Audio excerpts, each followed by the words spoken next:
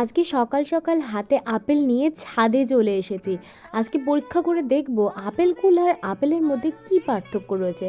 আসলে আপেল কুলটা হচ্ছে একটু ছোট হয় আর আপেলটা একটু বড় হয়, এই যে পার্থক্য। তো আমাদের ওই সামনে যে বাড়ির সামনে যে বাগানটা রয়েছে ওখানে অনেকগুলো আম গাছ রয়েছে, দেখো ছোট ছোট, ওই দেখো দেখতে পাচ্ছ। ওখানে কিন্তু ডাল কাটা হচ্ছে, যেহেতু সামনে আমের সিজন, আম হবে, যাতে আরও সুন্দর আম হয়, ভালো আম হয়, সেই কারণে এখন ডাল কেটে দিচ্ছে যাতে নতুন পাতা গজায়। তো আজকে দুপুরের লাঞ্চের মেনুতে ছিল বাঁধাকপি, তারপর পালং শাক, অনেক কিছু, মানে পম্পা অলরেডি আমার থালাতে সাজিয়ে দিয়েছে।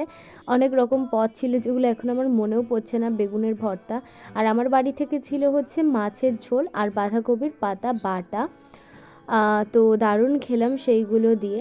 আর আজকে রাত্রে হচ্ছে রুটি করেছিলাম, তো রাতে যখন আমি 11টার দিকে রুটি খেতে যাব, তখন মাকে জিজ্ঞেস করছি যে রুটি খাওয়ার কী আছে।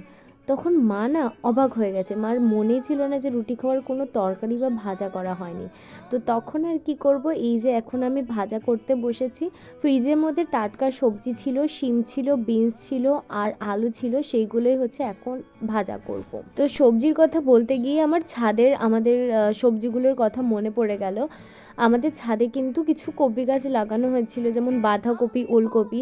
তবে ওলকপি একটা হয়েছে আর বাঁধাকপি হয়েছে অনেকগুলো, তবে কেমন হবে জানি না।